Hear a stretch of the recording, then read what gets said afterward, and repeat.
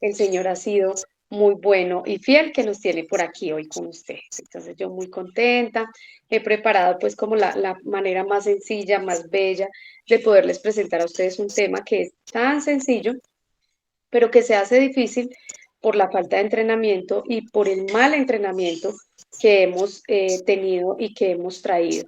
Bueno, yo llevo haciendo diarios de la naturaleza con mis niños hace mucho tiempo, como hace unos 7 años más o menos.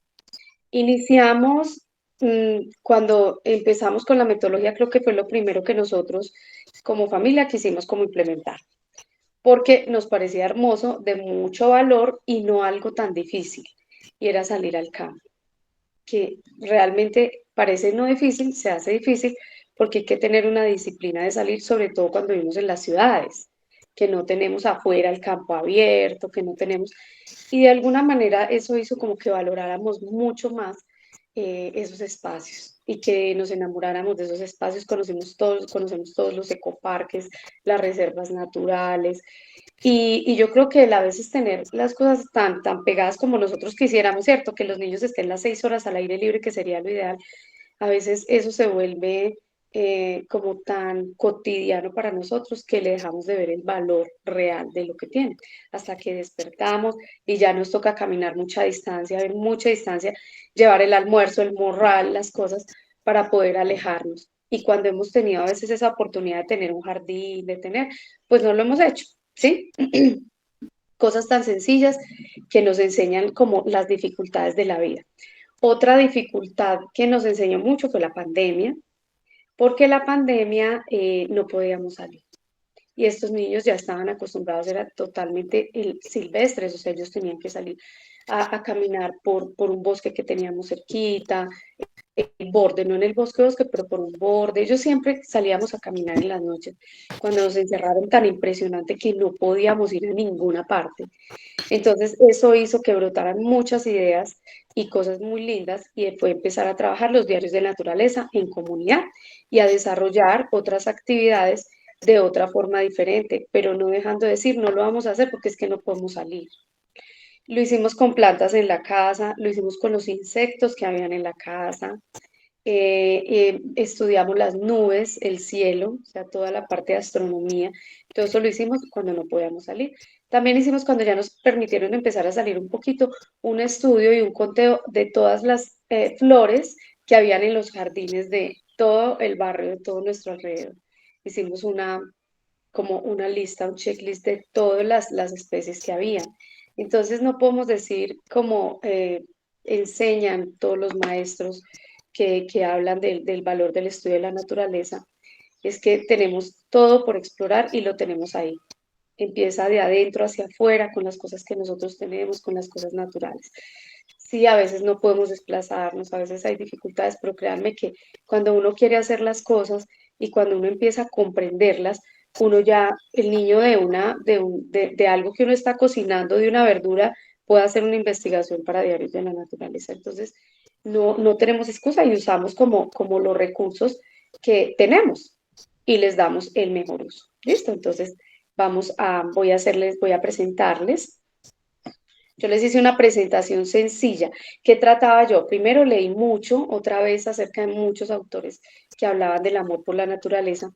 Hice como esa recolección de esas ideas y como tratando más de inspirarlas, porque esto no se trata de cuáles son los pasos, como tú decías, Olguita, es algo muy, muy natural y que no es forzado, o sea, no está bajo un plan rígido, pero sí está bajo una organización y una intencionalidad previa de lo que tenemos y que vamos a hacer. ¿Listo? Entonces ya voy a presentarles.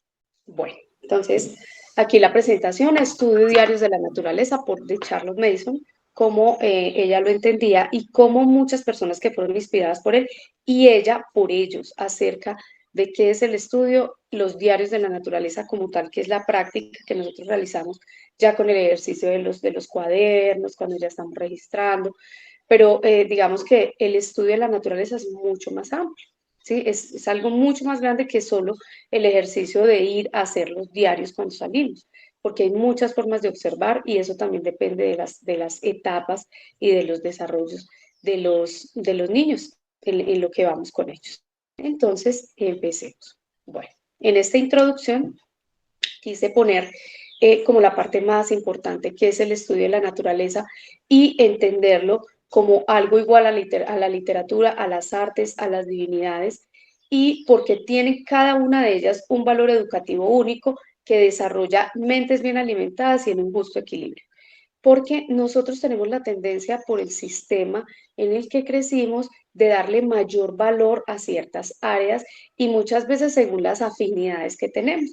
Entonces hay unos niños que gustan más de leer, entonces la mamá aprovecha, obviamente nosotros echamos en mano de los gustos, de todas esas cosas, no las desentendemos, pero nunca para darle un valor educacional superior como a las matemáticas y decir, no, que es que el niño tiene que saber muchas más matemáticas y realmente el estudio de la naturaleza no es tan importante, ¿cierto? ¿Por qué? Porque hemos tenido ese mal equilibrio que ha hecho que nuestra sociedad sea una sociedad mal educada, por más especialistas que tengamos en ciertas áreas. Podemos decir que en general es una sociedad mal educada porque no ha generado ese equilibrio. No podemos decir que los diarios de la naturaleza, wow, es mi favorito, o sea, me encanta diarios de la naturaleza, es a lo que a mis hijos les fascina, pero no podemos dejar de tener el sano equilibrio con la literatura, con las artes, con la divinidad, con las humanidades, o sea, con todo, va en un justo equilibrio sin ir una más allá de la otra y eso siempre hay que aclararlo porque cuando estamos viendo literatura, entonces sabemos que es lo mejor y lo máximo, luego estamos viendo matemáticas y es lo mejor y lo máximo, sí, todas son las mejor y lo máximo, pero equilibradas una entre otra, una buena educación.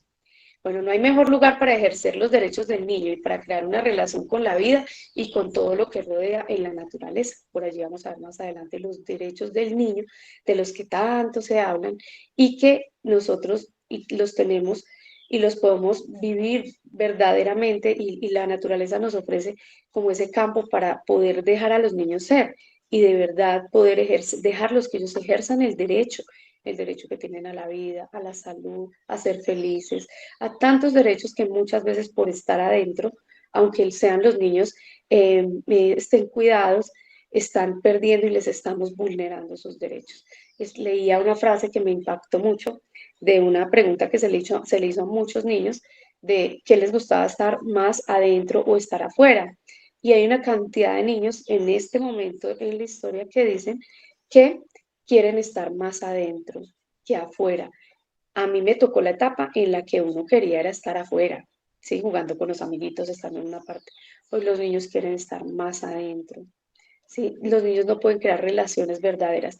Una de las respuestas de ese niño que me dejó impactada fue que dijo particularmente cuando le preguntaron por qué le gustaba estar más adentro, dice, porque dentro de la casa están todos los enchufes, o sea, una vida totalmente sintética, una vida terrible donde sí se le están vulnerando los derechos a los niños. Y bueno, el gran valor del estudio detallado de la naturaleza lleva a la más sublime interpretación y esta es la interpretación de Dios, que es lo que nosotros queremos y lo máximo y a donde le apuntamos y donde apunta la metodología, al conocimiento de Dios. ¿A través de qué? A través de la interpretación correcta de la naturaleza.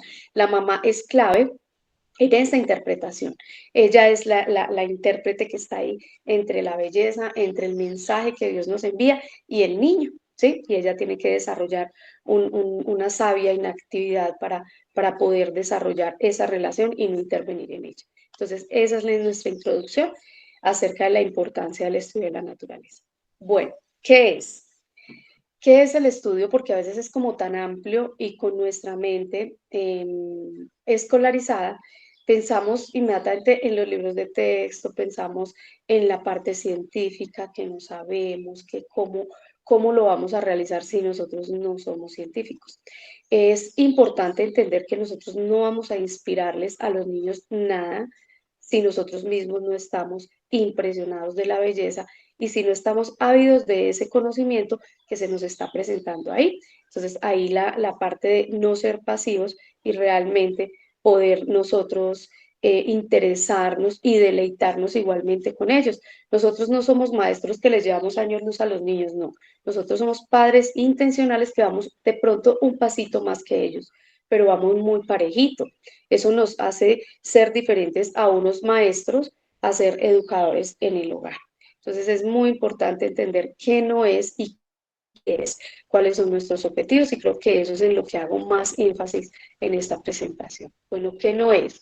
No es una consideración sentimental por los animales y las plantas, que muchas veces escuchamos papás que dicen, no, no, mi hijo ama a los animales, ¿cierto? Él ama a los animales, pero él prefiere cuidar el perro que al hermanito, ¿sí? Entonces, ¿cómo así? Entonces estamos teniendo consideraciones erradas y equivocadas, porque son consideraciones sentimentales basadas en nuestras emociones, sin ser pasadas por el filtro de la verdad, por el filtro de la realidad, por el filtro de la moral que necesita todo estudio. Entonces, muchas personas, como los vemos ahora, que son amantes de la tierra, de la naturaleza, sin el creador de todo eso, y empiezan simplemente a hacer consideraciones sentimentales hasta llegar al punto de tener aberraciones. Una de las aberraciones más grandes es que empiezan a tener más valor los animales y la naturaleza que el hombre, cuando todo esto está al servicio del hombre, porque él sojuzga la tierra y se sirve de ella, ¿cierto? En su justa medida, como Dios nos lo manda.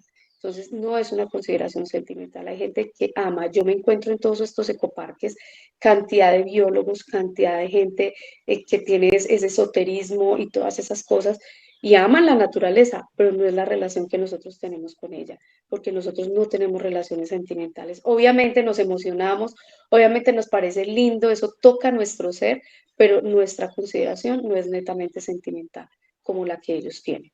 Es una ciencia, es elemental, o sea, la ciencia que aparece, nosotros hacemos es como invisible, tanto que nosotros decimos, ¿y cómo puede uno aprender tanto, un niño aprender tanto en este bosque, como vemos este niño acá, que un adulto pasaría y decía, yo veo solo verde, no veo nada? Me ha pasado con mamás, papás, que dicen y incursionan en el mundo de Charles Mason y empezamos a hacer diarios de la naturaleza y con mucha timidez y con mucha vergüenza me dicen, ven, es que yo no siento o no veo las cosas que ustedes ven, o sea, yo voy allá y no veo nada, o sea, veo cosas, veo hojas, veo tierra, veo piedras, no veo nada más, ¿sí? Y eso es como que se van endureciendo en nuestros corazones, nuestros sentidos, todas las cosas se van como endureciendo por la cotidianidad de ver que tenemos las cosas y porque somos dados a dar por sentadas las cosas. Pero la ciencia, la verdadera ciencia elemental, la tenemos ahí, ¿sí? Todos los elementos de la naturaleza, todos están a disposición, como diciendo, descúbreme, quiero que me conozcas, quiero que sepas, y la curiosidad de los niños hace que eso haga como un boom. Así que es lo que hace que Diarios de la Naturaleza sea una materia tan importante y tan exitosa.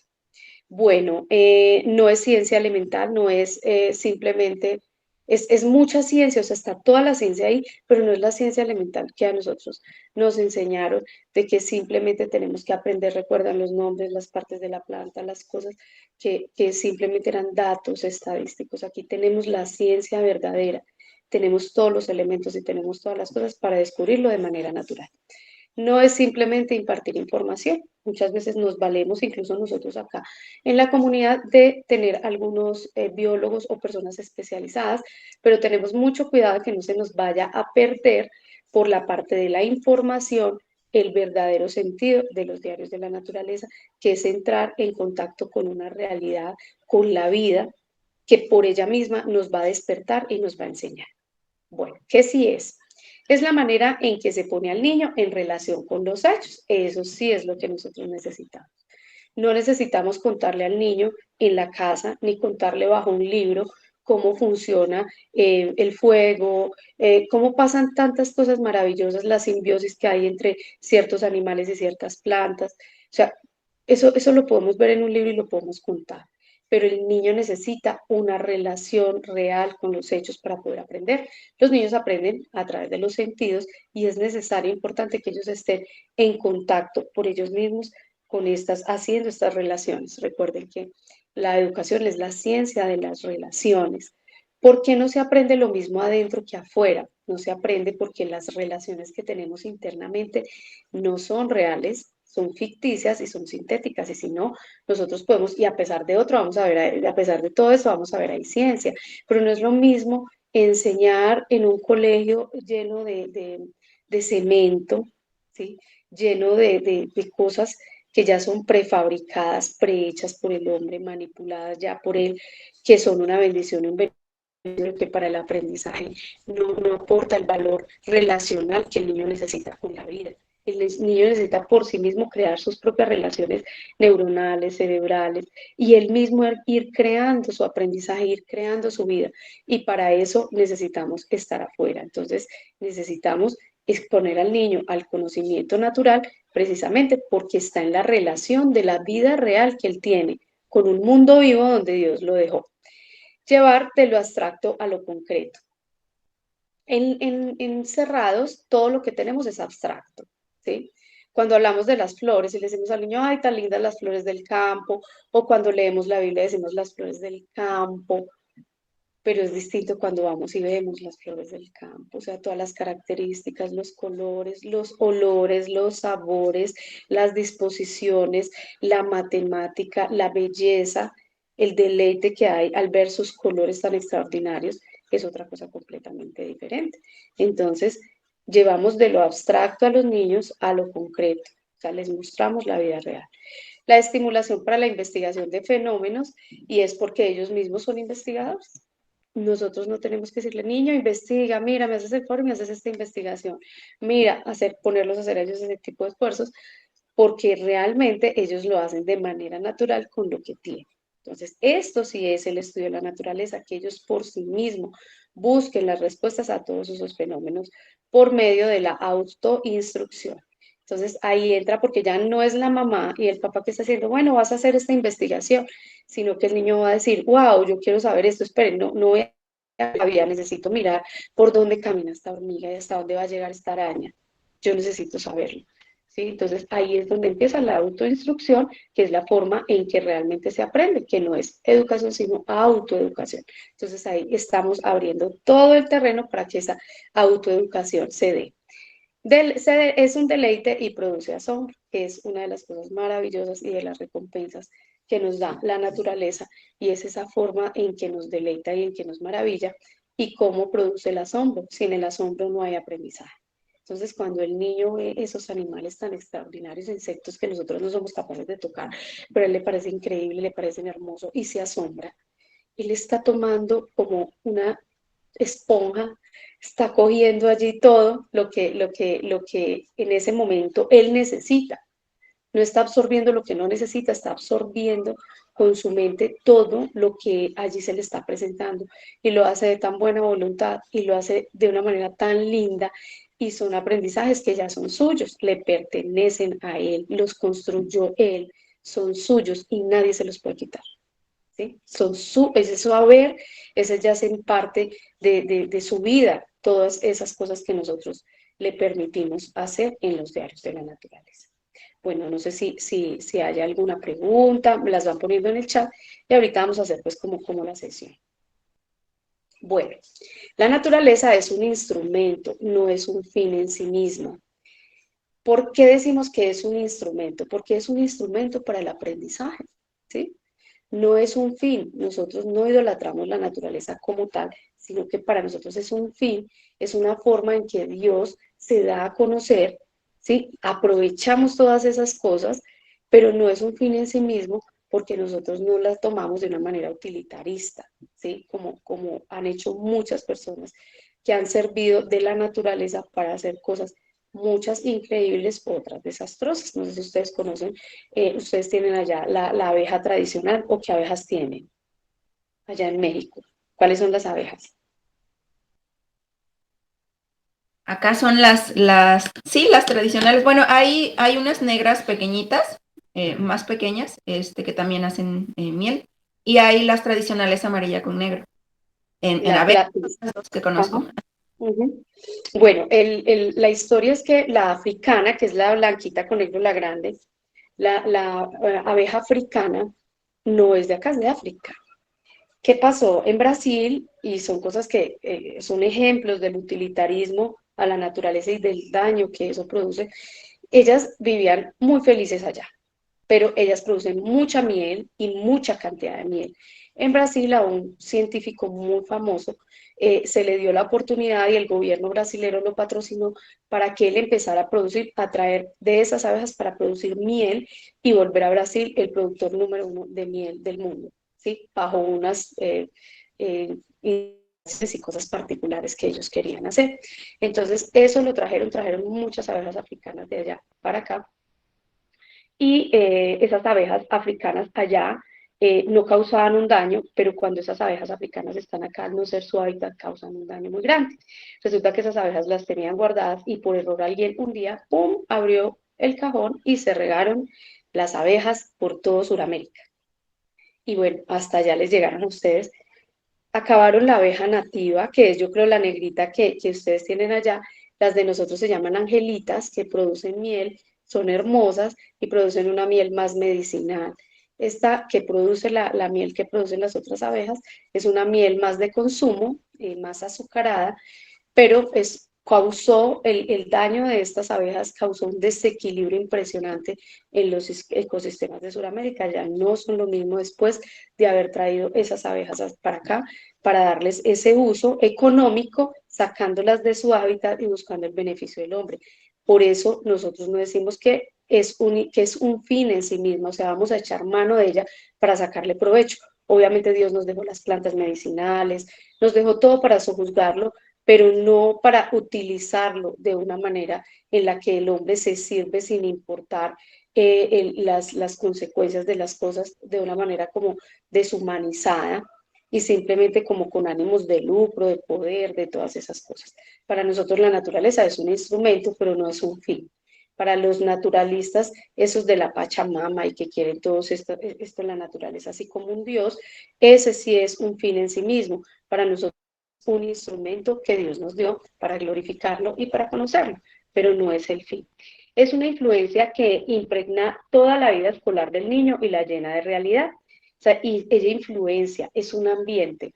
Así como decimos que la educación es un ambiente y necesitamos un ambiente propicio, un ecosistema así dentro de la casa que nos permita aprender sin ser enseñados. Asimismo hace la naturaleza. Ella es una maestra, no porque sea una persona ni una madre. Ella enseña por sí misma y nos llena de realidad. La vida del niño va a estar impregnada de eso durante toda su vida escolar y son cosas que le van a durar toda la vida. He leído acerca de muchos jóvenes que fueron en la época de Charles Mason y mujeres que fueron educados bajo la metodología y cómo esa influencia del amor por la naturaleza duró con ellos por años. O sea, toda su vida quedaron marcados con el impacto de haber tenido ese encuentro con la vida real.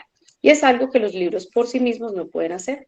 Entonces aquí viene el tema de los libros vivos que apoyan las lecturas vivas, que apoyan nuestros diarios de la naturaleza o el conocimiento natural, el aprendizaje de todo lo natural, que pueden ser entre biografías, pueden ser, incluso podemos tener algunos en nuestras bibliotecas, las libretas, ¿no? De campo y todas esas cosas que ya no son libros como vivos como tal, pero sí son libros de consulta, que eso sí tenemos permiso de utilizarlos, o sea, esos sí son para ser utilitarios, entonces echamos mano de esas cosas, pero en sí mismo el libro, por más bien ilustrado que esté, la guía de aves, por más ilustrada que esté, no es lo mismo que el niño tenga el contacto con lo real.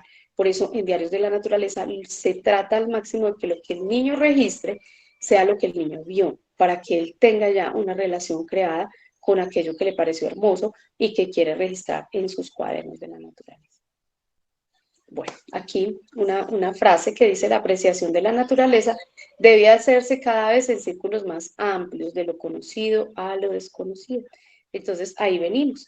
No podemos hacer diarios de la naturaleza porque es que nos van a tocar los animales de la selva, entonces no podemos ir a la selva, entonces no podemos, no, empezamos con las cositas que nosotros tenemos en la casa. Esa es la forma que se generan los aprendizajes y no solamente en la parte científica o en la parte de la naturaleza, en todos los conocimientos que se imparten, siempre parten de lo más pequeño a lo más grande, generando que relaciones verdaderas.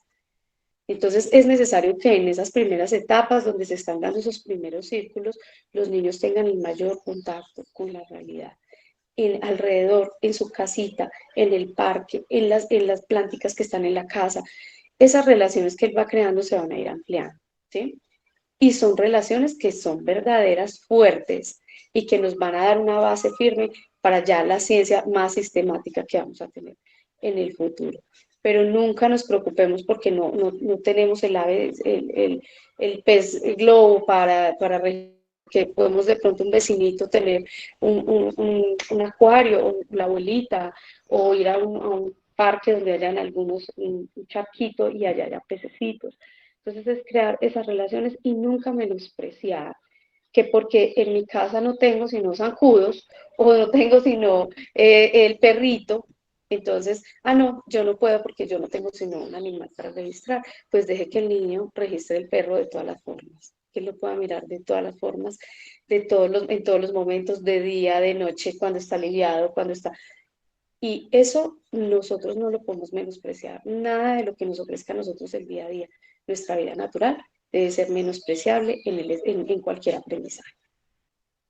Bueno, bendiciones de la vida al aire libre. Este es como un pequeño resumen de lo que habla Charles Mason en el volumen 1 acerca de lo que es la vida al aire libre. Hablábamos del derecho a la vida y es la preservación de la vida, es un derecho natural del ser humano. Nosotros tenemos como creyentes y como seres humanos la búsqueda de la preservación de la vida, ¿sí? La salud mental, la salud física. Integral debe ser la búsqueda natural del hombre, la búsqueda natural del hombre, por acá me quedó mal escrito. Entonces, miremos que simplemente es un derecho a la vida de los niños y nosotras, la vida que tenemos allá afuera es muy grande para salir de nuestros pesados mundos, para salir de nuestras preocupaciones. Yo les comparto que yo tuve alguna vez, hace unos 4 más o menos años, me enfermé. Fue una enfermedad muy, muy tremenda porque estaba muy enferma y probablemente ahora, o bueno, seguramente ahora analizo que era la falta de aire libre, era la falta de vida realmente, porque estaba mecanizada en una vida muy, o sea, lejos de las conexiones reales, ¿sí? Entonces me enfermé mucho y entre una de las consecuencias mentales que tuve de esa enfermedad, que para mí fue como una reprensión del Señor, fue la pérdida del deleite y del gusto por las cosas. O sea, yo podía estar en el lugar que estuviera y yo no me sentía feliz. O sea, yo no me hallaba, yo no me encontraba, yo no quería estar ahí, si estaba sola o si estaba acompañada con la mejor comida, sin la comida. Y eso es una consecuencia mental de la ansiedad, que es la pérdida del deleite. Eso para mí fue horrible, pero horrible. O sea, yo decir que no me siento feliz con nada. Eso fue espantoso, pues para mí fue como una pesadilla haber vivido eso. Y empezamos a hacer los diarios de la naturaleza mucho más, yo los venía haciendo, pero tenía una conciencia como diferente de que esto era más para los niños, más para todos ellos, pues yo empecé a involucrarme mucho más, no en hacer algo diferente porque hacía lo mismo, pero mi corazón y todo estaba más comprometido. Al principio me costaba sentir como ese deleite, empecé incluso a caminar descalza, a empezar a volver a tener los olores del campo, los sonidos, o sea, como una rehabilitación total. Y le debo a la naturaleza y gracias al Señor, a los paseos por la naturaleza, que ese deleite regresó a mi vida, me llenó como de una tranquilidad, de paz, de gozo por el Señor, de alegría de ver tantas maravillas que Él ha hecho y que yo estaba dejando de ver por estar tan encerrada, estar tanto adentro. Nosotros tenemos que cuidar también esa parte de nuestras vidas porque tenemos un deber de la preservación de la vida y de la preservación de nuestra mente, de nuestro espíritu, de toda nuestra integralidad, de nuestra alimentación, de todo eso, porque tenemos una responsabilidad y tenemos que ser buenos mayordomos. ¿Qué nos ofrece y cuáles son las bendiciones de la vida al aire libre? Entrenamiento en hábitos. Ustedes me podrán decir muchos más hábitos, seguramente, pero aquí vamos a entrenar la veracidad, vamos a entrenar la precisión, la narración, ¿no? La observación y la reverencia por la vida. No solamente por la vida, sino la reverencia por el Señor, la reverencia por el Creador de todas estas cosas. Entonces es una gran bendición. Otra bendición que nos despierta en el niño. No la mamá tiene que despertar, no la técnica que la mamá tenga, no el plan que le dijo la amiga, no lo que leyó en internet. La naturaleza despierta el interés, la curiosidad, el asombro, la inspiración, la investigación. Ella despierta los aprendizajes naturales, como hablábamos ahora.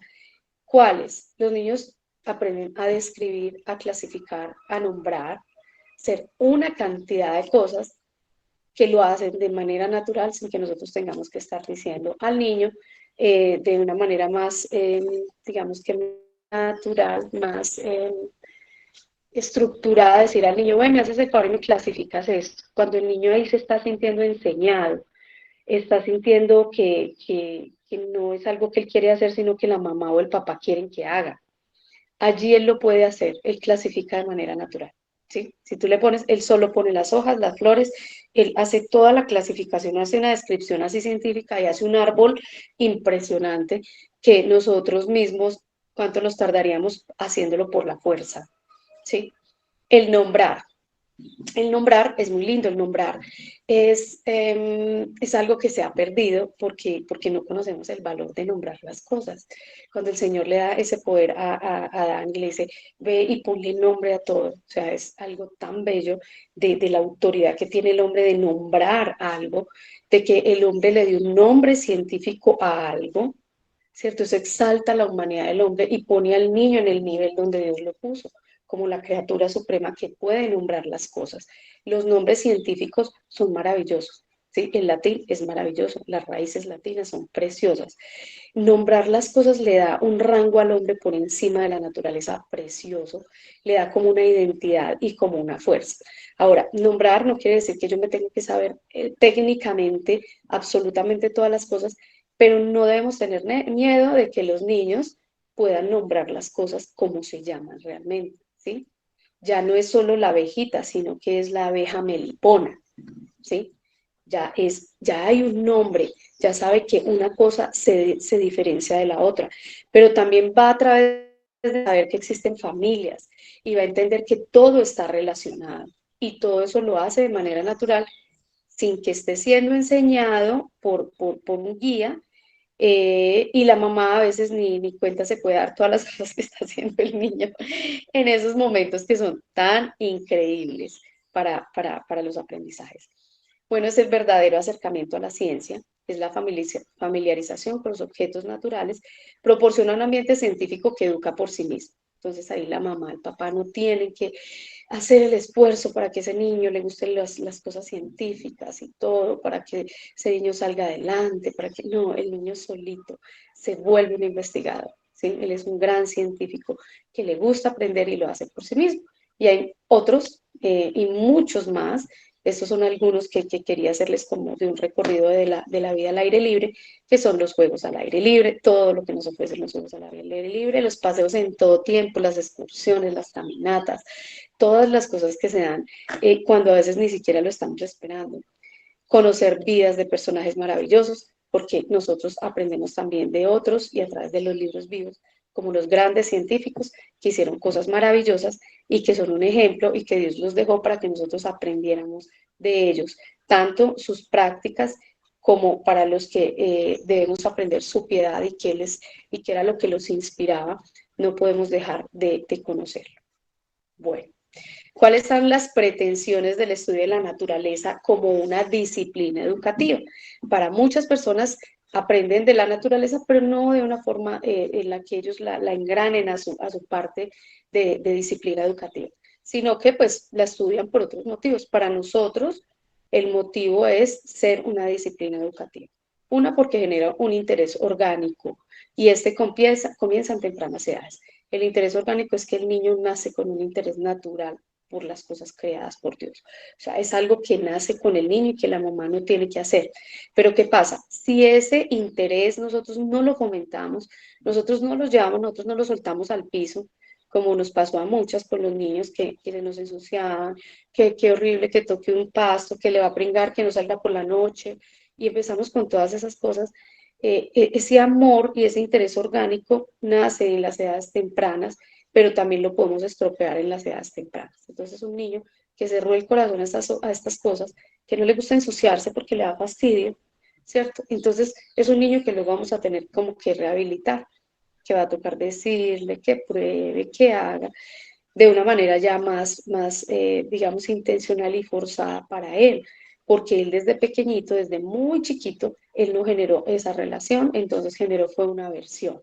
Por eso en las edades tempranas todo lo que es naturaleza es ese lugar para los niños, no es el lugar estar en un jardín infantil, en una guardería, ese no es el lugar para un niño. El niño debe estar por lo menos 6 horas al aire libre. La pretensión es la porque ella educa muchas facultades al mismo tiempo.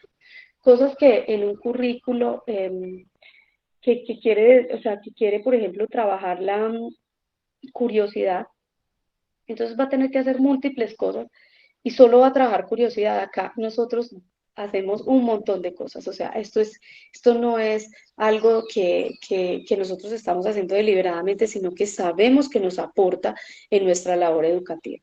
Cosas como que pueden aprender a la vez, al mismo tiempo, haciendo todo, sin que la mamá se esté matando, haciendo un montón de tareas, es educando, como ahora se habla tanto, las emociones y haciendo un montón de cosas, de caritas felices y un montón de cosas. Acá aprenden los niños todo de una vez, dice, la observación cuidadosa. ¿Sí? Ahí está la mamá y el papá ayudándole al niño a tener atención suficiente y el asombro que el papá muestra y toda la alegría que él tiene para tener una observación cuidadosa de lo que él está viendo. ¿Sí? Una observación cuidadosa. La emoción estética, hablaba ahorita cuando les hablaba de los lirios del campo, de las aves, del cielo, esa emoción estética, cómo forma la belleza, el sentido de la belleza que el niño tiene, que él mismo va desarrollando, o sea, qué es bello y qué no es bello. Eso lo educamos nosotros.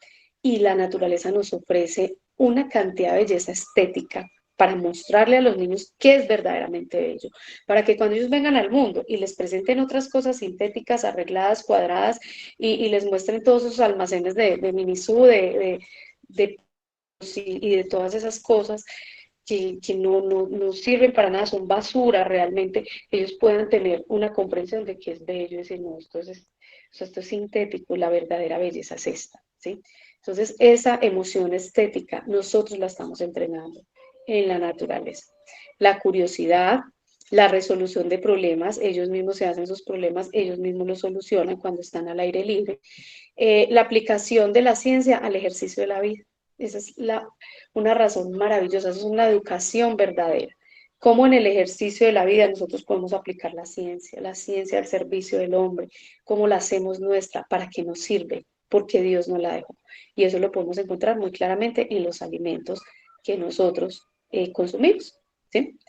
¿Cuál es el sentido? ¿Cuál es el sentido de la ciencia al servicio en el ejercicio de la vida? Y otra parte muy linda en nuestra disciplina educativa es que podemos aprender con simpatía. Aprendemos, eso le enseña al niño a aprender con alegría. Y eso no lo va a llevar solo en la parte de diarios de la naturaleza, sino que eso lo va formando en él para que en todas las áreas él pueda creer y pueda aprender de la misma forma en que cree, ve y aprende en los diarios de la naturaleza. Estas son algunas de las cosas que pretenden y que nosotros decimos, ¿por qué nos sirve como una disciplina educativa? No como algo simplemente recreacional, como la mayoría de personas llevan a los niños a la naturaleza y a generar relaciones simplemente sentimentales, con, ay, tan lindo el gusanito y todo, pero después agarran la flor y la cortan sin pensar. Entonces no tenemos ese tipo de relaciones, nos sirve a nosotros como disciplina por estas y muchas razones más que ustedes van a encontrar. Bueno, el abordaje, ¿cómo abordamos nosotros? ¿Qué tenemos que tener las mamás? O sea, ¿qué equipo tenemos que tener para nosotros abordar ir a algo tan bello, a algo que uno dice, wow, no puede ser que en la naturaleza podamos aprender todas esas cosas. ¿Y yo qué hago? O sea, ¿cómo no daño todo? ¿Cómo ayudo para que eso funcione? Bueno, la madre debe tener una sabia intención, la mamá debe saber que es algo que se ha menospreciado y es que la madre el que sabe es la maestra, ¿no? El tutor y a veces hasta el papá, ¿no? Vaya, dígale a su papá, pregúntele al papá. O sea, el objetivo educativo lo tiene la escuela, lo tiene el Estado, lo tienen en toda parte menos en la casa. Y la mamá y el papá que están ahí en ese trabajo y en ese ejercicio son los que sí tienen que dar cuenta por ellos, no tienen conocimiento de qué es lo que están buscando, no saben para dónde van, no saben qué objetivo tienen. Entonces, la madre tiene que tener una sabia intención en todo lo que hace. Ella no va a ir a ver qué pasa. Ella no va a ir a ver si el niño le quiso obedecer o no. Ella sabe qué es lo que va a ir a hacer. Ella tiene una intencionalidad, ella tiene un plan detrás que los hijos no se dan cuenta, pero ella sí sabe qué es lo que está haciendo. Conocer el arte de quitar medio, que es la inactividad magistral, ¿sí? Que es entender que el conocimiento se transmite de mente a mente, de una mente a otra, de una mente viva a otra mente viva que necesita ser encendida, tiene todo el potencial para encender, pero solo enciende cuando se une a mentes originales. Entonces, cuando nosotros nos acercamos a la naturaleza, es una de las, digamos que materias, alguna de las como secciones de la educación de los niños donde más respeto debemos tener, ¿sí? Porque es que estamos viendo la creación de Dios, una forma en la que Dios se reveló al hombre, por la cual el hombre no va a tener excusa. Entonces, nosotros no nos estamos acercando a cualquier cosa, ¿cierto? Entonces, ¿qué hacemos nosotros? Dejar que quitarnos de en medio para que esas dos mentes originales se unan y se enciendan sin que tenga que yo estar en la mitad. Obviamente, pues yo funciono allí como poniendo todos los elementos, cuidando que todo se dé, respondiendo las preguntas oportunamente, haciendo todo como con tanta pericia, como si la mujer estuviera construyendo así como una obra maestra.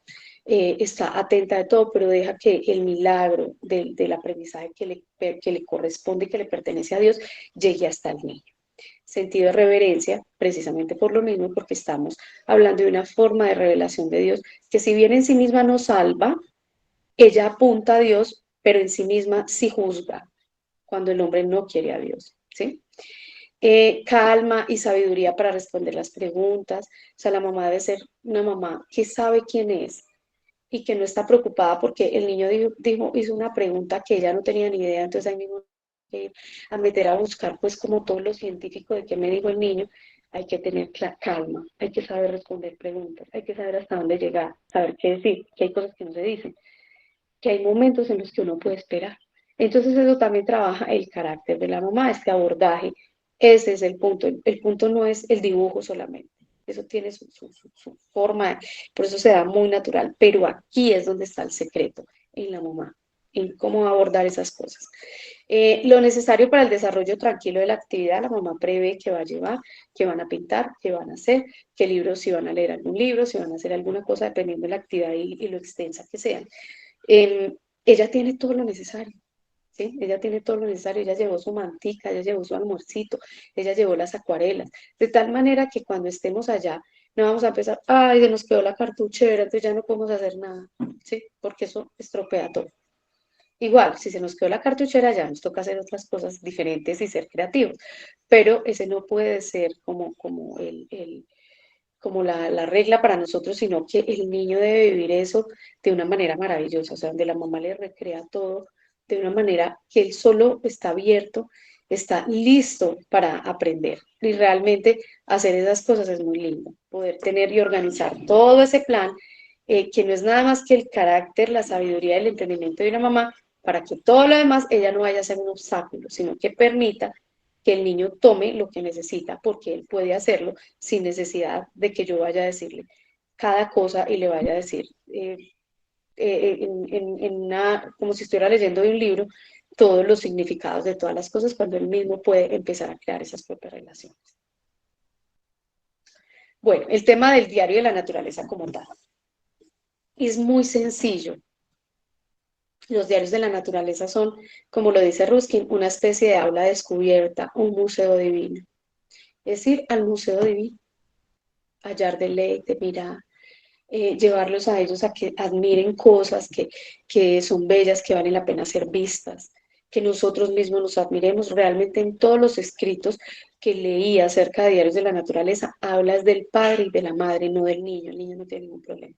Somos nosotros los que atrofiamos y los que venimos ya con los traumas, los que venimos ya que no permitimos que los niños se asombren. De hecho, son las mamás, no vayas a tocar eso, no vayas a hacer eso. Y si bien la naturaleza también nos enseña ese terror, que tenemos que tener cuidado, que no podemos tocar todo lo que vemos, pues les hemos creado y les hemos castrado la posibilidad de que ellos vayan a ese museo divino y se deleiten, ¿sí? Los diarios de la naturaleza es eso, es caminar, es ver, es observar un museo divino, como cuando uno va a un museo así, el más famoso de las obras de arte del barroco, uno va con los ojos abiertos, mirando los colores, los detalles, cómo se ve lejos, de cerca, qué significa, qué, ¿sí?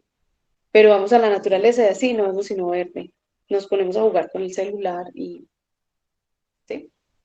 Entonces, eso es diarios, es poder ir al Museo Divino a ver qué nos tiene tantas bellezas para ofrecer.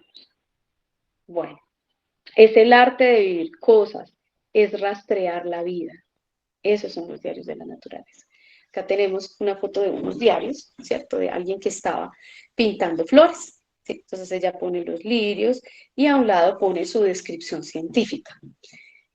Trata y vemos cómo tan delicadamente hace los colores, hace las formas. Esto debió haber llevado tiempo, debió haber llevado mucha observación, debió haber llevado muchas cosas atrás para que un trabajo tan bonito se dé de esa manera, ¿sí?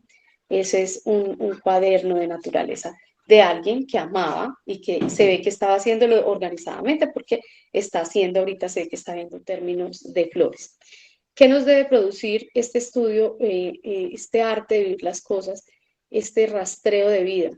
¿Qué produce en el niño? Mayor inteligencia, observación cada vez más precisa, un interés más agudo en todo trabajo, no solamente en diarios de la naturaleza, disciplina mental, y deja al niño en su tiempo listo para aprovechar la instrucción especializada. Va a haber un día donde ya el niño vaya en sus estudios superiores a tener algo mucho más estructurado, algo mucho más especializado, pero él tiene toda la formación suficiente para recibir todo lo demás que se viene, ¿cierto? O sea, él tiene toda la estructura lista de tal manera que de ahí para allá es lo que él quiere hacer, ¿sí? Entonces, los diarios de la naturaleza es un registro organizado de las cosas bellas que el niño ve, ¿sí? Inicialmente arrancamos de manera más silvestre o más tranquila cuando los niños son pequeños, si ellos quieren pues, sus registricos, si quieren no, pero es el contacto y el amor natural y la relación natural que ellos desarrollan. Posteriormente, ¿sí? Ya va creciendo, entonces en su cuaderno de naturaleza él debe registrar lo que vio y ejercitar todos esos poderes que se ejercitan mientras un niño está haciendo un cuaderno de naturaleza. La paciencia, la mansedumbre, la creatividad, el pensamiento, el recordar de haber hecho una imagen mental, las imágenes mentales que se hacen cuando los niños están viendo las cosas, uno le dice, mira, esta es la flor, ¿quieres pintar esta flor? En este caso, este lirio, ella tuvo que haber mirado mucho rato esos lirios y haberlos grabado en su mente. ¿Sí? Todo eso sucede para que el niño luego vaya a registrar. ¿Qué es registrar? Es dibujar lo que vio y buscarle un nombre, porque él debe nombrar las cosas, él debe saber las cosas básicas de eso que tanto le interesó. Después de eso, sigue investigando más y sigue investigando más. Él nunca se cansa de aprender, ¿sí? Ofrece salud, esperamos que de todo eso sea una educación muy saludable y que se cree el vínculo perfecto del que nosotros esperamos, que es que genere no solo las relaciones con la humanidad, sino que él genere esa relación esperada con su creador. Bueno, les dejé esta frase aquí al final, luego ya vamos a conversar acerca de sus preguntas. Dice, cuando todo el mundo parece desafinado y la carga de la vida supera nuestras fuerzas, ella puede revivir nuestros espíritus decaídos. Con otros cuidados, tú, oh naturaleza, sanas a tu hijo errante y destemplado, derramas sobre él tus suaves influencias, tus matices soleados, tus bellas formas y tu dulzura, tus melodías de bosque, vientos y aguas hasta que se arrepiente y puede no aguantar hacer una cosa discordante o disonante en medio de esta danza juglar general.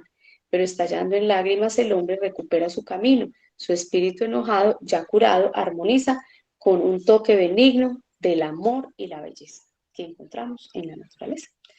Entonces, bueno, hasta aquí llega mi presentación. Creo que el resto lo vamos a hacer a través de las preguntas que ustedes tengan. Mientras tanto, hablemos un poquito de la parte más técnica, ¿cierto? De cómo se hace, qué se debe hacer, o sea, qué tenemos nosotros. Charles Mason nos enseñaba y nos dice que la acuarela es un muy buen instrumento para comenzar, aunque no es el instrumento más fácil, ¿sí? No es el instrumento más fácil, realmente riega, hay que tener un papel específico, pero en ese aprendizaje es donde está realmente el trabajo, de que el niño por sí mismo va aprendiendo a hacer sus propias medidas, sus propios cálculos, a hacer sus propias, ¿cómo se llama? Mezclas, para que le den los colores esperados.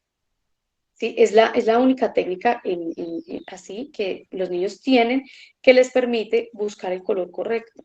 Lo que pasa es que se van a demorar más que cuando nosotros le pasamos el color exacto que él necesita. La precisión para dibujar, cómo se mueve el agua en el papel. Entonces, todo eso requiere una disciplina, un conocimiento donde al principio pues se van a equivocar, lo van a hacer, pero poco a poco ellos van a ir generando esa precisión, tanto en las medidas de la pintura, en los colores, en todas esas, digamos, precisiones que hay con respecto a dónde poner el pincel, cómo ponerlo. Eso es hermoso, es un aprendizaje bueno y de tiempo para que el niño pueda irse puliendo y pueda ir haciendo las cositas tal cual él las ve en su mente, ¿sí? Pero es libre, podemos utilizar cualquier tipo de papel, cualquier tipo de un lapicero, o sea, para eso no tenemos un límite. Lo que sí buscamos es que se pueda registrar lo más veraz que el niño vio. ¿Sí? Entonces, si nos sirven para eso los colores o el carboncillo, o vamos, pues lo que el niño vio, lo podemos utilizar. Puede ser que escojamos una técnica por un tiempo, que generalmente funciona muy bien, o que el niño vaya escogiendo cómo lo puede ir haciendo. Pero es muy importante que con esta técnica el pincel seco para que empiece a desarrollar todo ese hábito que genera y ese aprendizaje que le va a generar a él, empezar a mezclar y empezar a aplicarlo y que se le moje la hoja y que le quede un bombadito, entonces ya sabe luego que ya no puede hacer así y que empieza a generar esos aprendizajes a nivel de pintura, ¿no? Cuando ya estamos registrando. Por ahí hay más preguntas ya. Dice Jenny Muñoz, ¿el registro en en los diarios se hace al aire libre o en casa? Se puede hacer de las dos formas. A mí me encanta el aire libre, es hermoso, porque uno está ahí, uno está como con todo tan fresco. El niño acabó de ver su observación, el ambiente, todo es muy lindo, pero muchas veces por las disposiciones no se puede. Mucha gente hace el plan de irse todo el día con sus colores y sus cosas y allá registra y allá hace todo. Pero a veces no se puede, entonces uno qué hace, trae a casa las cosas, pero que el niño ya haya generado esas conexiones. Él ya las vio, ya lo vivió, ya vio cómo no solamente vio el ave, sino que vio dónde estaba, dónde está en la copa de los árboles, está en el suelo. Todo eso es importantísimo, hasta para el dibujo botánico. Tiene que saber cuál es el hábitat del animal, dónde, qué es lo que él está haciendo, si es macho, si es hembra. O sea, toda esa observación y todas esas cosas. Entonces, ¿qué hacemos?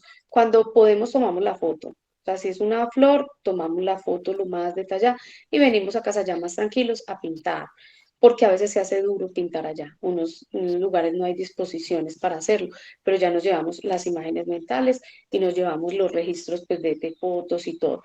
A veces es muy difícil tomarle foto, pero para eso tenemos las guías. Pero si él está completamente seguro que esa fue la ave que él vio, que fue la que le gustó, la encontró ahí, no hay ningún problema que él coja una guía y la dibuja en una guía. Perfecto. Muy bien. A ver, Daniela Manzano nos dice, ¿cómo rehabilitarme a mí misma para aprender de nuevo a observar? Me pasa lo mismo que mencionó de que solo veo verde. ¿Y cómo rehabilitarlos también? Mis hijos han perdido la curiosidad por lo que ven en la naturaleza. Sí, muy normal, si tú lo perdiste, ellos también. O sea, eso es, o sea, ahí el tema somos nosotros. ¿Cómo recuperarlo? Tienes que recuperarlo tú, ¿sí? Tienes que empezar nuevamente como un niño a generar esas conexiones. Yo, una mamá que tuve acá que le pasaba eso y a mí misma cuando me pasó, yo le pedía al Señor, yo decía, Señor, dame, porque yo no estoy viendo nada. Y así como me pasa en eso, me puede pasar en muchas cosas que no estoy viendo la gloria de Dios detrás de todo eso, porque yo no me puedo deleitar, porque mi corazón tal vez está tan dañado de tantas cosas que ya no puedo yo ni siquiera deleitarme en la creación del Señor. Hay libros muy inspiradores, libros hermosos de la naturaleza que nos ayudan a generar esa conexión, eh, y que podemos nosotros irnos, leer, si tienes un tiempito todos los días de sacar solita, siquiera 10 15 minuticos, si tienes un patiecito o algo así, y leer esas historias inspiradoras, esas cosas lindas de la naturaleza y tener ese tiempo como de conectar, ¿sí? También cuando se hace una investigación uno conecta muchísimo, cuando uno ve que no son solo abejas, sino todo el favor que hacen y que Dios las manda a cada una de ellas y ahí empieza uno como a involucrarse otra vez en todo esto de la creación de Dios, ¿sí? Entonces es de tiempo, le tienes que dedicar, si quieres, ve a leer, busca en la palabra del Señor. El Señor nos pone ejemplos de árboles, de reptiles, de peces, de mamíferos, o sea, todos los animales están en la Biblia, o por lo menos por especies. Y el Señor nos muestra la grandeza de todo lo que, lo que les hizo. Es cuando uno se empieza a maravillar de esas cosas y se toma el tiempo para ir a caminar. Pero yo no iba a esperar que me dieran ganas de ir a caminar. Yo lo hacía intencionalmente, o sea, hacía un esfuerzo, porque me quería quedar, con Cristina, mi compañera, y ella a veces le quería decir, porque me sentía como tan mal, que le decía, vaya con los niños, yo me quedo acá, no quiero ir. O sea, ese era mi deseo, pero yo sabía que lo necesitaba. Yo sabía que ahí había un secreto que yo me había perdido, ¿sí? Y empecé a caminar y a empezar a hacer ejercicios de conciencia. Voy a escuchar las aves. O sea, no solamente voy a caminar, voy a escuchar las aves. ¿Qué estamos escuchando? Y es una de las prácticas que debemos tener con los niños. Estamos en un lugar que escuchamos, ¿sí? ¿Qué estación estamos? La luna de hoy es cuál, a cuántos grados estamos, cosas que nosotros desconocemos y que no debería ser así porque tenemos que ser conscientes de que estamos hoy aquí vivos y las cosas que nos están, se están moviendo a nuestro alrededor. Entonces es volver a eso, como a lo sencillo, a lo natural y y a hacer las cosas intencionalmente, un buen libro, la palabra del Señor, tiempito a solas para estar ahí meditando, mirando. Nosotros hicimos un estudio de los árboles emblemáticos. Y aquí, nada más aquí afuera de mi casa, ahí es un árbol que predomina, pero aquí la cosa más impresionante. O sea, por todo lado uno ve árboles, se llaman los arbolocos. Ese árbol parece un árbol, no cualquiera, o sea, no, uno no le para bolas, o sea, cuando estudiamos con los niños la belleza de ese árbol, nosotros quedamos enamorados, nosotros amamos ese árbol, el favor que le hace a la tierra, el favor que le hace al ser humano, el favor, entonces todas cosas empiezan a despertarnos y a decir, el Señor hizo esto y era bueno, el Señor hizo esto y fue bueno, fue bueno, fue bueno. Entonces empezamos a conectar otra vez, Daniela, con la realidad, porque seguro has desconectado de la realidad. Y eso va a ser principalmente bueno para ti y después va a ser con los niños, ¿sí? Poco a poco. Muy bien, gracias, Elsa. Dice Laura Cerillo, ¿alguna recomendación para trabajar con edades mayores de 10 años que no gustan de la naturaleza ni dibujar, pero sí de escribir? Bueno, habría que mirar que todos los casos no son los mismos, si ellos acaban de salir del sistema educativo, ¿cierto? O sea, ¿qué acercamientos han tenido ellos con la naturaleza? Porque realmente no podemos buscar, o sea, ¿cómo podemos hacer que esos niños vuelvan a conectar? Y probablemente no va a ser, va a ser como volver a empezar con un niño pequeño, como una rehabilitación, o sea, nos toca volvernos atrás, vamos a empezar a caminar, vamos a hacer vamos a buscar las hojas, vamos a conocer las disposiciones de hojas, los tipos de hojas, vamos a hacer manualidades con hojas. Ahorita, gente, personas que celebran en estas fiestas, hacen manualidades maravillosas, con cositas de la naturaleza, con cosas hermosas, pintan, hacen, y hay que volver a conectar. Si ellos perdieron eso, no se trata de trabajar sobre lo que ya hay, toca devolvernos para volverlo a hacer. Eso va a llevar tiempo, va a llevar paciencia y de pronto te cuesta un poquito de disciplina con ellos para que ellos se vuelvan vuelvan en sí otra vez al inicio, es decir, como borrar todo ese chip y volver a lo que ellos verdaderamente son.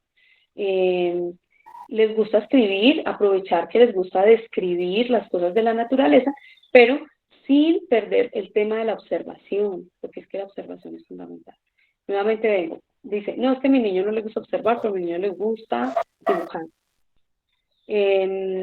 No puede ser, no existe un buen pintor si no es un buen observador. Y no puede existir un buen escritor si no tiene veracidad sobre lo que escribe. Entonces necesitamos desarrollar todos esos hábitos, así nos toque devolvernos. No importa, no importa. En estos días hablaba con un papá que el Señor lo ha hecho consciente del peligro, no solamente, bueno, que están corriendo en los colegios, sino el daño intelectual que le están haciendo a su hijo. y ya el niño va a entrar a 11, o sea, al último grado, para graduarse, y entonces decía, yo lo quiero sacar y que haga educación en casa. Entonces yo le decía, usted es tan lindo, tan valiente, que la mayoría de los padres cuando tienen los hijos no hacen eso. Dice, no, ya terminó ahí, que acabe. Entonces dijo, si me toca volver a empezar, todo esto yo vuelvo y lo empiezo, no me interesa. Pero yo no voy a permitir. Ahora que veo, que me estoy dando cuenta que mi hijo pierda todo eso que de alguna manera la escuela le robó. Entonces, podemos hacer ideas de recomendaciones, ¿no? Es volver a empezar. Esa es la única. ¿A partir de qué edad se puede iniciar? Y por aquí, a Mariel, ¿sí? Ah, sí, sí. Entonces, desde que nacen. Entre más pequeños ellos hagan las conexiones naturales con todo lo natural, es mucho mejor. O sea que no vamos a empezar a hacer un diario de la naturaleza como tal, pero sí una exposición a la naturaleza. Una de las cosas que no sé si a ustedes les tocó que las mamás nos decían era que los niños no se podían sacar por la noche, que les daba gripa. El aire nocturno es el aire más puro que hay de todo el día. El aire de la tarde-noche es un aire espectacular porque la naturaleza y todo se renueva, entonces uno está respirando el mejor aire.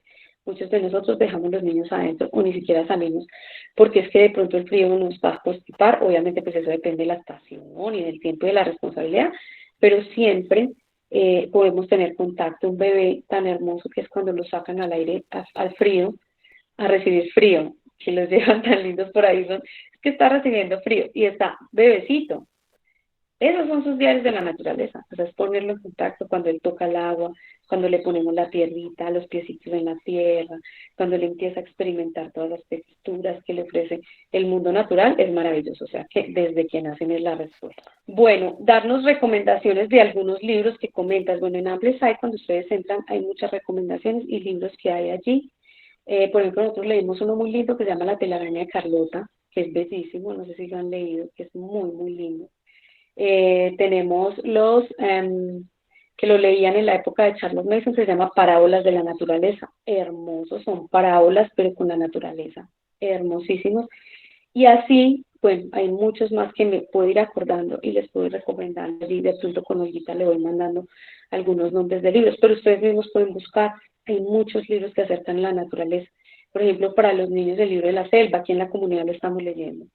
El libro de la selva, el 1 y el 2, son libros hermosos que nos dejan ver la naturaleza y nos ponen esa cara amable y como donde los niños aprenden de forma tan voluntaria. Es recomendable hacer el uso de exposiciones de plantas o invernaderos para observar elementos de la naturaleza, claro. Si tienes un vivero, llévalos. Ahí pueden hacer un recorrido viendo todas las flores, las formas, y ya después de que ellos hayan tenido ese contacto, dependiendo de las edades, puedes hacer cuál es la parte de la flor, o sea, de la parte botánica. Puedes trabajar eso también si quieres. Una pregunta que no me han hecho y es cómo llevar los temas ordenadamente. Charles Mason recomienda llevar temas ordenados, más no inflexibles. ¿Sí? Entonces, por ejemplo, en este término vamos a ver los peces, otros vamos a ver los reptiles, otros vamos a ver, ¿cierto?, por trimestres, donde uno hace énfasis en ese conocimiento, pero uno nunca deja de otro. ¿Sí? Entonces, Charles Mason tiene unas guías en Charles Mason, en Amplify Online, donde aparecen pues como las cosas a estudiar durante el año y cómo se amplía casi hasta 2, 3 años y luego vuelve y se repite y se repite y se repite. Y no puede ser una camisa de fuerza, ¿sí? Que el niño solamente vea eso, no vea nada más. Y que siempre él está observando eso, otras cosas, otras cosas. Bueno, inspiración de grandes científicos. La mayoría de grandes científicos que han existido en la historia son cristianos, no ateos, como lo tiene hoy el mundo. Recurrimos a esas cosas, a esas historias, como lo hicieron, esos testimonios tan hermosos de cómo ellos hicieron cosas maravillosas y las hicieron para la gloria de Dios, ¿sí? Y esos son nuestros padres en las ciencias. Nuestros padres en la ciencia, el 98% son creyentes de Dios. Y esta es una muy buena oportunidad para complementar a través de los libros vivos, biografías de gente increíble que sirvió al Señor a través de la ciencia. Y ciencia que adquirieron por la observación, ¿sí? Por la misma forma de estar siendo educados. Por ejemplo, hablabas de poner nombres científicos en el nombre de los animalitos o lo que estén observando, ¿no? Ujú. Pero ¿a partir de qué edad es más conveniente? Por ejemplo, desde año 1 se tiene que implementar esos nombres o, por ejemplo, su descripción es lo que ellos observan y lo que hay en su corazón de poner. O sí tenemos que ir a... Porque, bueno, yo he escuchado, por ejemplo, que el Diario de la Naturaleza, bueno, no es una réplica de un libro que tú tengas o una guía, por así decirlo. O sea, ¿hasta Ujú. qué punto no es una réplica o hasta qué punto hay una libertad de poder implementar las observaciones en tu diario, ¿no? Es libre porque es tuyo. O sea, ese libro es tuyo, te pertenece. Son tus conocimientos y es lo que tú tomaste. Incluso los niños escriben poesía, los niños miran esas cosas tan extraordinarias que aprendieron, otros se acuerdan de la palabra de Dios y le ponen un versículo, ¿cierto? O sea, cosas tan bonitas que ellos hacen, pero el nombrar no tiene ningún problema. Una cosa es a un niño del año 1 irle a hacer una taxonomía completa, ¿cierto? Con un estudio con todas sus familias y todas sus cosas. Eso es una cosa estructurada. Otra cosa es que él pueda saber cómo se llama eso. O sea, es Ah, un derecho que él tiene. Es como cuando le enseñamos a los niños pequeños y no les decimos la parte del cuerpo que es, ¿sí? oh, Hay ya. que decirle el nombre porque tiene un nombre. Y darle un nombre a las cosas tiene un valor educativo y moral muy grande. Ahora, que le tenemos nosotras miedo porque son unos nombres científicos largos que a nosotros nos cuesta aprendernos, al niño no, le fascina aprendérselo y entonces cuando él ya lo llama ya no dice la paloma, sino que inmediatamente le va a decir el nombre científico. Entonces decir un nombre no tiene ningún problema y es bueno que él aprenda que las cosas tienen un nombre, ¿sí? Es bueno que desde el principio él aprenda, pero quiere decir que ya pongamos taxonomía, vamos a hacer no sé qué, un montón de cosas, el árbol, no, eso va pasando con el tiempo, pero puede sentirse en la libertad de hacerlo con él. Por Muy bien. ejemplo, Ujú. cuando una especie de ave, ya el niño no dice, estoy pinte un pájaro, ¿sí? Sino que él ya dice, Sonotricha capensis. Eso que le está diciendo a él, que no es solamente un pájaro, que ese pájaro tiene familias, que ese pájaro tiene características que no tiene ningún otro, ¿cierto? Que pertenece a un grupo, a una relación grande, cuando nosotros damos el nombre. No es un pajarito. Los niños que no están bien entrenados, que ven pájaros, nosotros no vemos pájaros, nosotros vemos aves con su clasificación y su exactitud. Y eso engrandece la mente del niño y glorifica a Dios, porque uno está admirado, ¿cierto? Está admirado. Por eso los dibujos, cuando ya son tan animados, ya no les gustan a los niños bien educados. Porque es que pintan un pájaro y es un dibujito, es un muñequito de un pájaro. Ellos no, ellos quieren el detalle del pájaro, que se le vea la nariz, los ojos, los rasgos, las cosas, porque ellos están acostumbrados a ver las cosas en la vida real, ¿sí? No infantilizadas. Asimismo con los nombres, no es el pájaro, ese pájaro tiene una familia. Y un niño de 6 años está en capacidad de entender eso, de 4 y de 5. Tiene unas capacidades impresionantes. En el tema de nombrar, ¿listo? Quiero que quede como claro allí. Consigan todas las guías que ustedes tengan, mariposas. Yo tengo mariposas de Colombia, tengo libros de toda la bifauna colombiana, de mi zona, ¿sí? Ustedes las pueden descargar por internet, hay aplicaciones, ¿sí? O sea, elementos para nosotros poder reconocer. Hay guías de aves, ojalá sea una guía física para que se la puedan llevar, que cuando vean una ave la puedan buscar y describirla y clasificarla. Pero siempre, en cuanto a guías y libros de texto, hay, solo que deben ser buscados en su zona local. Porque recuerden que aprendemos de adentro hacia afuera. Entonces, primero buscamos lo local y después nos vamos a abrir, ¿sí? A otros aprendizajes. Acá dice con qué frecuencia se debe hacer esta actividad, mínimo una vez a la semana. ¿Sí?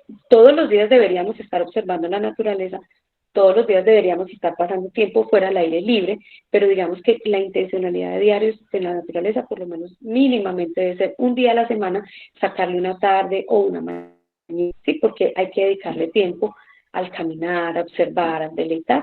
¿Sí? Generalmente muchas familias lo que hacen es que se van y llevan el almuerzo, almuerzan donde están y se están todo el día. Yo soy una vez que nos gusta hacer ese tipo de salidas una vez a la semana como mínimo, pero entre semana trabajamos porque traemos el ave o lo que vamos a pintar y lo traemos y lo vamos trabajando. Seguimos saliendo y teniendo las caminatas nocturnas en lo posible. Entonces, mira que se hace prácticamente una vez a la semana, pero lo podemos acompañar de muchas otras actividades que deben estar fomentando al niño en la parte natural. Y cada trimestre se cambia la temática, sí, así lo recomiendan ellos, no es camisa de fuerza, pero nosotros lo hacemos así. Cada trimestre cambiamos, para alcanzar a ver todo, y luego volvemos y damos la vuelta, y volvemos y empezamos. Por ejemplo, a mí me pasó que cuando empezamos a tratar de hacer los diarios de la naturaleza, mi niña no quiso utilizar las acuarelas porque me decía, es que me queda muy feo, etcétera. No, entonces lo que hice, y a lo mejor a alguien le pueda servir, y no sé si estuvo correcto, pero por ejemplo le dije, bueno, las acuarelas ahorita no, a lo mejor con colores de madera, inícialo, y ya actualmente, bueno, ya lo estamos utilizando lo que son ya con más libertad un poquito la acuarela, pero como que dibujo libre, yo le decía, no, pues dibujo libre, o sea, haz lo que tú quieras, dibujo libre, y ella hacía de lo que ella quería, o sea, dibujar. Pero en cuanto a o sea, pero de otros temas, por así decirlo, en cuestión de naturaleza, ella trabajó con colores de madera al principio. Está bien, es correcto, no debe de ser así, ¿tú qué recomiendas de acuerdo a la experiencia que tú tienes, Elsa? Digamos que los niños deben estar en contacto con las acuarelas. O sea, no les quitemos el privilegio de que mantengan agua, acuarela, que hagan o sea, que ellos hagan sus mezclas, saquen sus propios colores y saquen sus propias conclusiones de cómo no se hacen las cosas. Ellos se frustran porque nos ven a nosotros también que no nos podemos equivocar en nada. Equivocarse es parte de los aprendizajes y ellos en diarios de la naturaleza, cuando tienen que pintar, se van a dar cuenta de eso. Porque muchas veces ahí se cometen errores que a uno le toca borrar, devolverse, a veces le toca volver a empezar, ¿sí? Y eso hace parte de la educación del carácter. La acuarela, te cuento que es tremenda, porque muchas veces lo puede hacer a uno volver a empezar, ¿sí? Si uno no la conoce bien.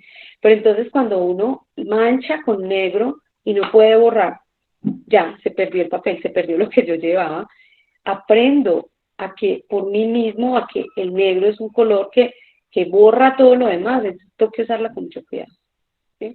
Si toca volver a empezar, pues volvemos a empezar. Por eso empecemos por cosas pequeñitas, no vamos a irnos a hacer una obra así por cosas pequeñitas mientras vamos experimentando, mirando las mezclas de los colores y pones este con este, y eso a ellos les encanta, cómo el agua cambia colores y todo eso. O sea, no les quitemos ese privilegio a ellos de trabajar con la acuarela, pero hay momentos, sí, hay momentos en los que ellos trabajan mejor con colorcito y otros momentos en los que trabajan con carboncillos y tienen como esas preferencias. Entonces, sin dejar esas preferencias, no abandonemos la acuarela, porque la acuarela sí tiene un valor en sí misma y una es esa, la paciencia que hay que tener para poder sacar algo bello y que sea y que corresponda a la realidad. A mi hijo le pasaba que buscaba un verde y encontrar un verde en esas mezclas era dificilísimo para pintar un ala de un ave. Es que ese no es el verde, es que ese no es el verde. Y luego llegamos a la conclusión, papi, es, o sea, tenemos que hacer lo mejor que podamos con lo que tenemos. No nos da ese verde porque no tenemos ese tono, ¿sí? O sea, el tono de las cosas reales nunca lo vamos a poder tener en los colores de pintura, nunca, ¿sí? Entonces, todo eso educa el carácter de ellos y educa también el de nosotros. Por eso, no le quitemos el cuerpo a lo que nos parezca un poco más difícil, porque allí también hay un valor educativo. Bueno, ¿qué tipo de papel se necesita para pintar con acuarela? Tiene que ser un papel acuarelable, se llama así, papel acuarelable, entre más grueso, pues menos se moja, y aprender a manejar la cantidad de agua que se le pone. Otras veces se moja todo el papel y se templa. Eso tiene muchas técnicas, pero digamos que nosotros no templamos papel. Sí compro papel grueso y tratamos de manejar bien el tema del agua, de que no le escurra tanta agua para que se seque más rápido y no me encoque el papel. Bueno, varias cosas aquí para anotar. Uno, yo tampoco sé dibujar. Y otra noticia para ti, el 98% de las personas que salimos del sistema educativo decimos que no nacimos para dibujar y que no sabemos dibujar, ¿sí? ¿Por qué pasa eso? Porque somos mal enseñados, ¿sí? Porque somos mal educados. Charles Mason nos quita ese velo de los ojos y nos dice, no existen malos dibujantes ni malos pintores, existen malos observadores. No nos enseñaron a observar. Yo he hecho el ejercicio y cuando me he puesto a observar detenidamente un ave en una guía y yo empiezo sencillamente con el hábito de la veracidad a hacer lo mismo que hay ahí, pues de pronto me va a tardar el tiempo, un poquito más de tiempo, pero lo logro hacer. Yo antes, igual que tú, decía, no, es que yo no sé igual, yo no sé si no sé el palito y las cositas. Pues resulta que sí, somos malos observadores. Cuando empezamos a desarrollar esos hábitos, empezamos a mirar que las mamás pintan lindos. Si ustedes vieran las mamás de la comunidad de nosotros, como pintan de hermosos. Y las todas eran igual que tú. O sea, yo no sé de pintar, yo no sé dibujar. Pero cuando se sentaron a probar por ellas mismas, que eso sí se podía, han sido ejemplos maravillosos para sus hijos porque ahora pintan muy hermoso ellas y pintan muy hermosos sus hijos. Luego ellos van desarrollando algunos más destrezas y de pronto uno de mamá no se vaya hasta el otro lado de volverse un gran pintor, pero sí se puede probar uno de que uno sí puede. O sea, tenemos esa capacidad y como nuestro cerebro es plástico y tenemos la oportunidad que Dios nos dio de mejorar muchas cosas, así estemos adultos, entonces sí puedes hacerlo. Charles Mason recomienda que en lo posible uno pudiese trabajar la acuarela sin dibujo previo, o sea, sin hacer el croquis, pero es difícil.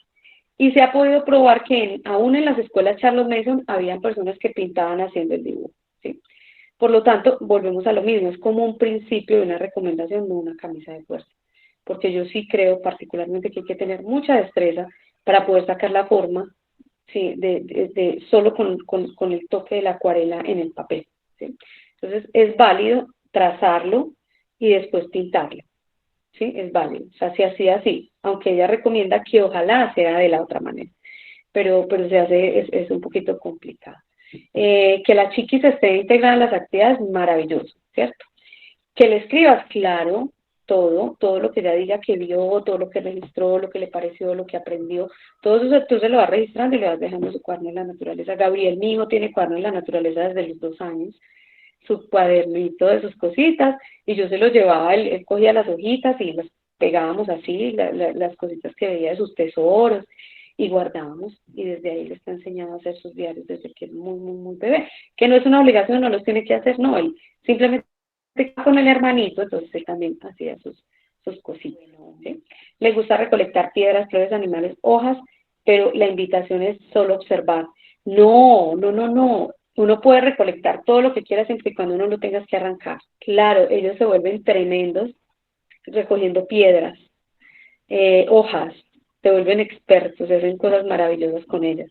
No, es observar con respeto, pero pues yo no voy a ir a arrancar la rosa porque la voy a ir a registrar, ¿cierto? Pero sí puedo coger hojitas, puedo coger piedritas, o sea, todo lo que sea en equilibrio, respetuoso con la naturaleza. Las acuarelas pueden ser de cualquier tipo, digamos que yo, para el niño más grande, utilizamos acuarelas más finas. Sí utilizamos un poco más profesionales porque mi hijo ya pinta un poco mucho más detallante, necesita más variedad de color y necesita mejor calidad en los tonos. Pero al chiquito yo le compraba acuarelitas de esas así baraticas. Después busqué otras intermedias porque habían unas que ni siquiera salía el color.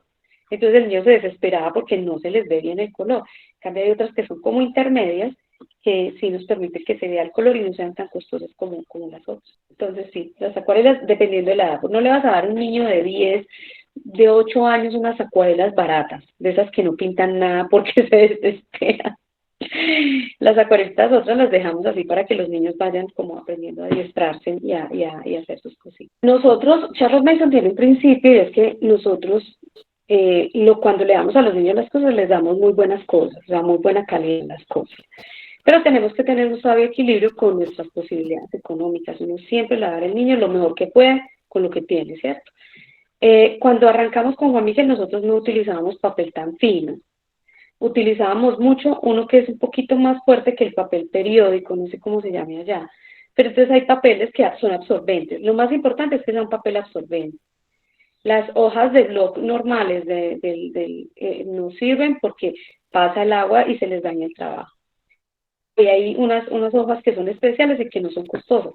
Y ya uno las puede ir profesionalizando, dependiendo pues como del niño porque pues realmente para la experimentación que ellos tienen con el color, en las primeras etapas pues no considero que deban gastar un papel tan caro también, ¿cierto? Siendo buenos mayordomos. Entonces es como un equilibrio entre una cosa y la otra. Pero si el niño ya es grandecito, el niño ya quiere ver la firmeza del color, ya quiere ver que se vea como lo está pintando. Entonces ahí sí hay que invertirle un poquito más a las acuarelas y un poco más al papel. Bueno, no, entonces invitarlos a que sigan aprendiendo, que sigan adelante. Esto se aprende viviendo. Ustedes no lo van a aprender por mí, hay que vivirlo, cada familia lo vive y genera esos aprendizajes y esas son cosas hermosas que se viven en familia y que es como tan íntimo y tan lindo. Hay comunidades que trabajan en común ciertas cosas, pero nunca pierden la intimidad que generan los diarios de la naturaleza entre los padres y los hijos.